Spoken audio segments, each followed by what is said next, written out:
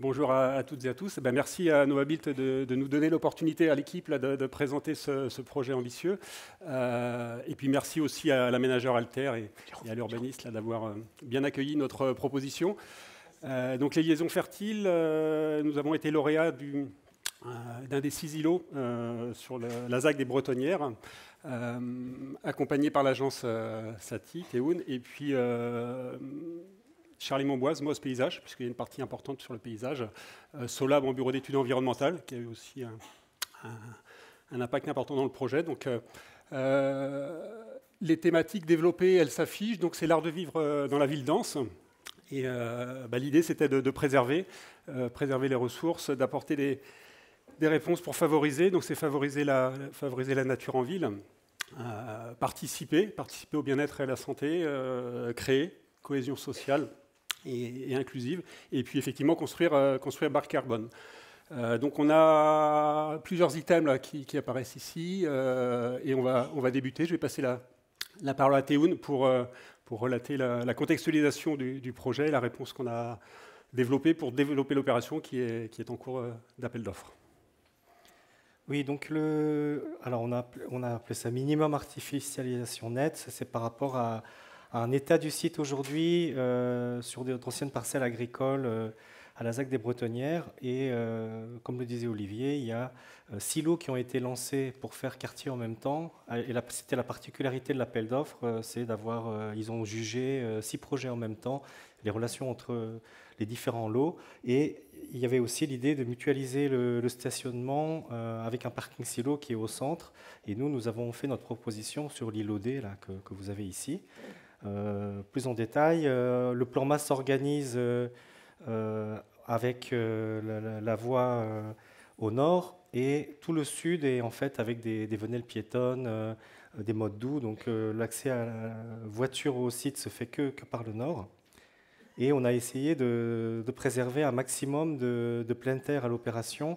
Étant donné qu'on avait plus de la moitié des besoins de stationnement qui étaient dans le parking silo, ça nous permettait de réduire l'empreinte qu'on avait au sol et d'avoir un parti paysager qui soit important. Avec l'idée d'avoir un sol très fertile au centre avec un jardin central autour duquel s'organisent autour de les différentes opérations, et puis la possibilité de traverser l'îlot pour des usages quotidiens et de pouvoir faire des liaisons avec les autres parcelles. Donc je me permets donc à cœur d'îlot fraîcheur, dans lequel on a reconstitué une pinette finalement et s'appuyer sur la fertilité du sol existant après avoir fait des analyses. Donc c'est une proposition qu'on a faite et qui a été retenue. Voilà, donc on a pas mal travaillé pour libérer le cœur d'îlot le plus possible, d'avoir des surfaces perméables, de limiter les emprises de cheminement. Et voilà, donc aujourd'hui, on a environ 65% de plein air à l'opération. Donc on disait repenser l'air de la ville dense. Alors, en quelques mots, la programmation. Donc on a 70% de grandes typologies finalement, puisqu'on a 12 maisons individuelles groupées et puis 26 logements individualisés. Alors on les appelait individualisés puisque desservis par des coursives, sans ascenseur et partie commune très réduite. Et en fait, c'est habiter un logement collectif à la campagne sous forme d'une maison avec des espaces dédiés. Et autour de ça, on a apporter une réponse avec une salle commune, qu'on verra plus en détail comment elle est, de quel usage on en fait et comment elle a été conçue dans l'entrée du cœur d'îlot, qui invite à rentrer, et puis un atelier de vélo sécurisé dont on reparlera après également dans les usages.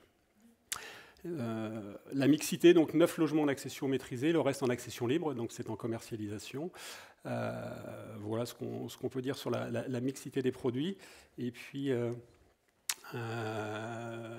des illustrations de la forme architecturale proposée, tant sur les maisons que sur les logements intermédiaires. Alors, on a essayé de mettre en place quelques fondamentaux dans le projet. On a donc 100% des logements qui sont traversants. On a des espaces extérieurs généreux, bien orientés, qui puissent faire protection solaire et appropriables.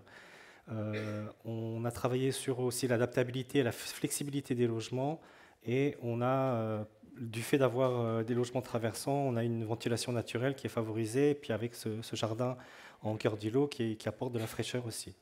Donc voilà, tous les logements sont traversants du T2 jusqu'au T5, les maisons évidemment, et puis au niveau des appartements aussi. On est orienté sud sur la majorité des façades pour favoriser l'apport solaire, et le jardin central qui apporte de la fraîcheur à l'immeuble. Là, vous avez des images donc, des balcons au sud et la partie centrale. Alors là, c'est si on veut pointer, voilà. Donc vous avez ici les escaliers qui desservent les niveaux qui sont là, et là, c'est les espaces extérieurs appropriés par les habitants. Voilà, donc un cœur d'îlot très végétalisé, avec les logements traversants, et donc un îlot de fraîcheur au centre. Sur les usages, du coup, effectivement, bah là, on revoit dans l'axonométrie l'organisation de cet îlot de fraîcheur. Donc, vous voyez qu'il n'y a pas une seule voiture apparente, si ce n'est 2 ou 3 à l'entrée. On est sur un principe de stationnement qui sont en socle sur le bâtiment intermédiaire pour 24 ou 24 stationnements, et le sol qui sont dans le parking silo là, à 50 mètres à côté. Là, on voit le visuel avec la maison commune, avec une cuisine équipée qui fait office aussi de centralisation des boîtes aux lettres et d'autres usages qui est géré par la copropriété. On voit la perméabilité de l'îlot finalement, et on devine à l'intérieur le cœur d'îlot fraîcheur. Donc voilà l'illustration des stationnements sur le socle en partie haute. Je disais 26 places dans le projet, oui, il y a 27 dans le silo à côté. Donc, et puis tous les cheminements de piétons. Les usages en cœur d'îlot, donc on a voulu développer les usages. Alors la maison commune en bas là, qu'on voit à nouveau, l'atelier vélo qui est en partie centrale avec tous les services proposés. Et puis dans le cœur d'îlot, on développe effectivement des espaces de convivialité, un verger, et puis des lieux de ressourcement. Donc voilà la morphologie et puis du bâtiment de la maison commune, en fait. Et puis ensuite les espaces vélos, je disais, donc un atelier de vélo qui incite à finalement sécuriser dans son volume, mais aussi sous-sécurisé, puisqu'avec des casiers dédiés pour ranger tout le matériel été ou hiver, ou recharge de vélos électriques ou de trottinettes aussi également. Donc, envie de rendre incitatif ce mode de développement et être dans la démarche du projet global. Et la maison commune, on a souhaité aussi la situer à l'angle, à l'entrée de la résidence, et proche des espaces publics, pour que la vocation commune ne soit pas que au niveau de l'îlot, mais puisse un peu rayonner au niveau du quartier, être visible, etc. Alors, sur la question du logement, donc, pour rentrer un peu plus en détail, on a donc tous les logements qui sont traversants, qui sont desservis par des escaliers que vous avez ici. Donc, on passe en fait jamais devant un logement pour accéder chez soi. Donc, alors ici, c'est la partie où on a le parking au sous-sol. Donc, on passe par cet escalier-là, et puis ensuite, on monte ici, et on accède dans son logement par son espace extérieur, par la loggia, et on rentre chez soi. Et on a donc les différentes typologies, des T4, des T2 avec le séjour au sud et la chambre au nord. Et voilà, donc on est... Donc les espaces privatifs que vous avez ici, donc c'est donc une structure apportée en bois qui permet de l'appropriation des habitants. Au niveau des derniers étages, donc on a aussi des duplex que vous avez ici, avec ceux qui ont les escaliers. Donc on accède avec des chambres qui se situent plus à l'étage et en bas, et après au dernier étage, donc vous avez la partie séjour avec la cuisine et des terrasses privatives et sans avoir de vis-à-vis avec les voisins immédiats. Parce que, voilà, donc c'est les logements de dernier étage. Il vous reste 10 minutes. On a donc voilà, les typologies de traversants sur les surfaces environ 64, 44, donc c'est à peu près dans les prix du marché, avec l'avantage dans ces typologies d'avoir très peu d'espace de dégagement, de distribution. Par exemple, mince, ici, le T3, vous avez juste cet espace de dégagement, donc réduit au minimum, et pareil pour le T2, sachant qu'on pourrait presque enlever cette porte ici. Donc ça permet en fait d'optimiser au maximum la surface dont on dispose.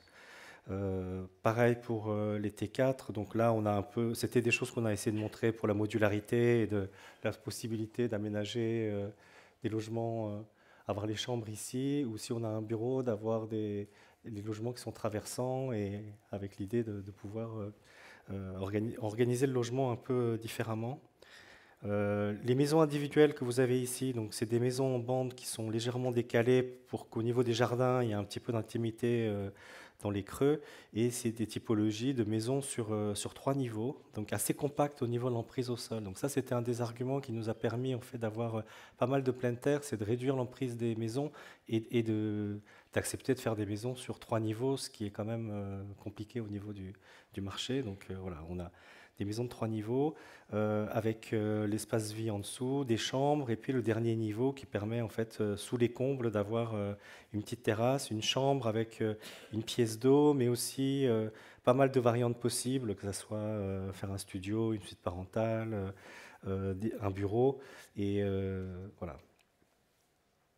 En termes de construction, donc on est en construction bois, on est avec l'entreprise Rousseau qui est basée à Angers, et on va poser des bardages pivot, donc tout ça de manière assez locale. Et Dans le meilleur pour les des mondes. maisons, on est en 100% bois. Donc, Donc, il y avait oui, je me permets. Donc, l'opération, elle est RE 2020 et Seuil 2025, donc qui donne le tempo. Et puis, biosourcé niveau 2 sur la partie logement individualisé, et biosourcé niveau 3 sur les maisons, de par les modes constructifs qu'on va préciser. Voilà. Donc, pour les maisons, on est en structure bois entièrement, et sur le collectif, et on est en ossature béton avec les façades murs à ossature bois, façades ossature bois. Donc, les modes de chauffage, effectivement, différenciant suivant les maisons individuelles et les logements collectifs. Sur les maisons individuelles, donc on est avec des poêles à bois. Et sur le logement collectif, il y a une évolution. C'est toujours bien de reprendre les documents. On est sur une chaufferie à biomasse bois, et non un système de pompe à chaleur collective, puisque à l'avancement du dossier, on a retenu ce choix. Donc, ce que je disais tout à l'heure, effectivement, RE 2020, biosourcé 2 ou 3 suivant le mode constructif retenu et la typologie développée. Alors, anciennement, on parlait de label E+, C-. Donc, anciennement E2, C2, on n'en parle plus. Donc, voilà. Et ensuite, effectivement, Théo nous disait à juste titre qu'on a travaillé en amont la proposition en termes de coûts travaux pour fabriquer principalement hors site à proximité. Alors, comme je disais, Théo nous disait avec l'entreprise Rousseau, mais oui, logiquement, la route devrait être celle-ci, mais on est malgré tout en appel d'offres. Donc, il y a eu un travail de modélisation en amont, les maisons triplex, les maisons classiques. Et effectivement, c'est de mettre en avant la construction hors site, comme on l'a déjà fait par ailleurs chez Idéal, notamment Heureux avec Mélène Ferry, l'architecte, une opération qui est en livraison. J'espère qu'on pourra en reparler. Donc là, de la même façon, en amont, on a travaillé cette conception sur l'aspect économique pour pouvoir répondre aux ambitions aussi sur cet aspect économique et développer le projet. Voilà, des références de construction hors site de l'entreprise Rousseau, pour finir. Voilà, merci. Merci beaucoup. Si vous voulez bien applaudir nos intervenants.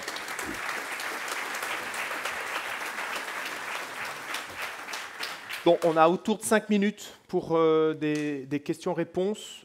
Les micros sont là. Vous n'allez pas pouvoir tous poser une question, mais allez-y.